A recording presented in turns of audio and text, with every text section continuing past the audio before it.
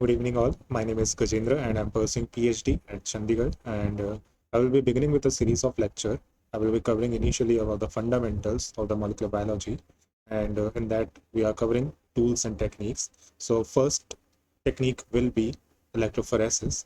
So just imagine a crime lab, only a drop of blood as evidence.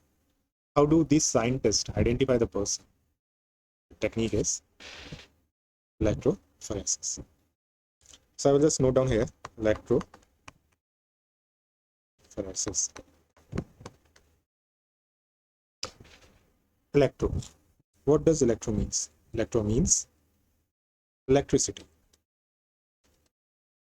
It stands for electricity. And phoresis stands for movement. So basically you can say that movement of charged molecules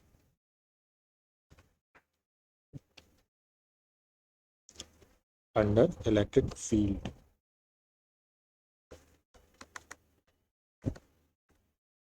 Okay.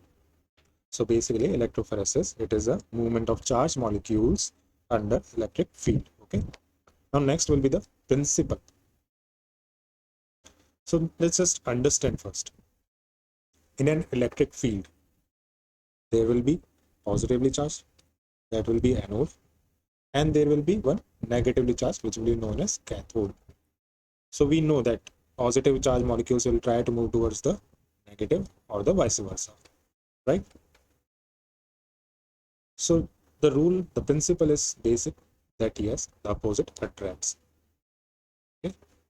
Now just focus on, so this was a principle. Now we will just focus on important equation, that is mobility equation, which is very basic to understand the electrophoresis. Now just understand, I will just write the equation here, that is your mu is equal to q by 6 pi r and eta.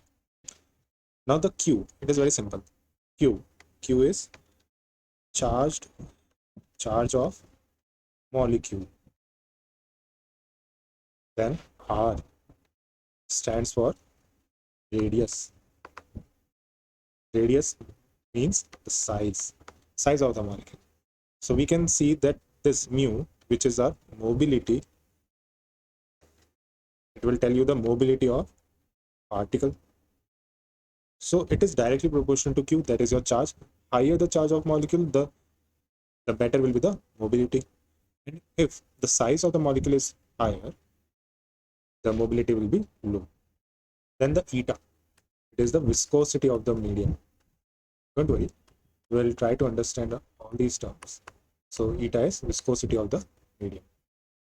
You can think of a bike or a truck in a muddy road. Okay, so I'll just try to explain this. Now just think that there is a muddy road here, and you have two vehicles.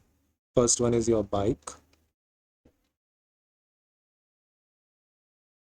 It will go fast, but the truck with a heavy wheels, it will be moving slowly. Okay, the simple thing is that the bike will travel fast. That means small molecules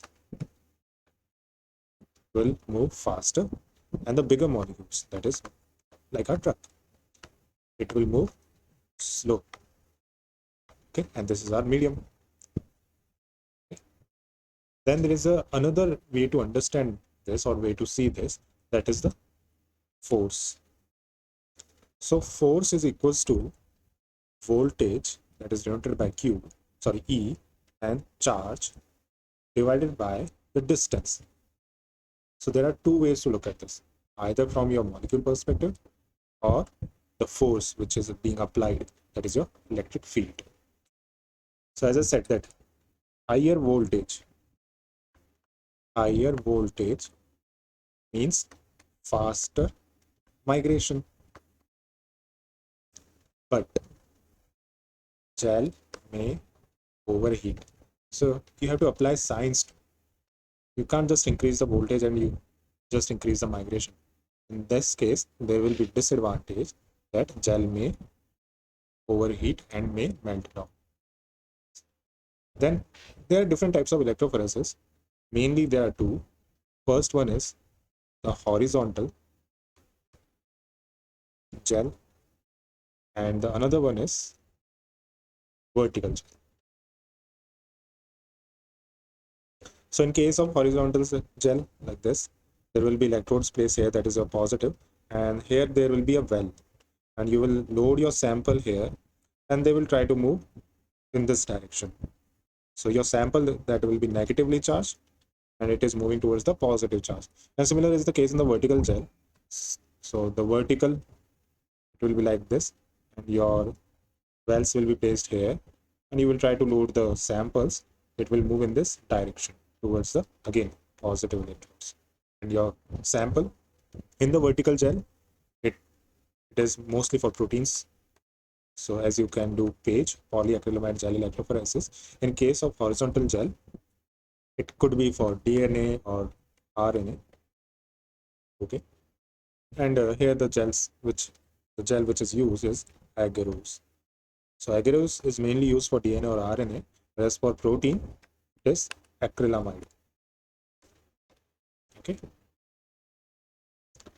Then if we talk about the rate of migration, as I said before, that it will depend on two things.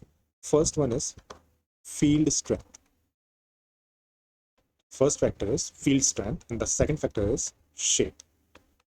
Now, field strength, as we looked in the equation before, that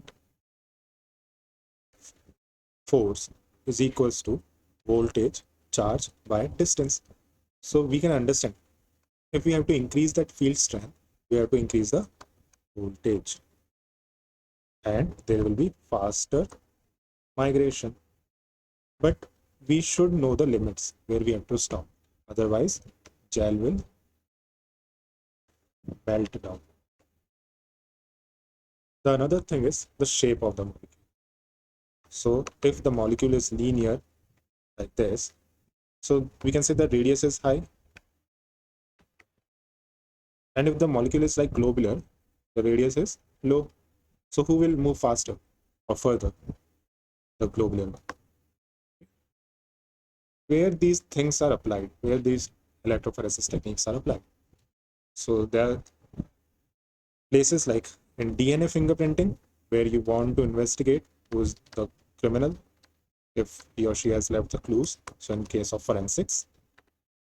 Then if you want to do any kind of protein analysis, if you are doing any kind of medical research, so in that case we have to identify the protein and we have to do analysis.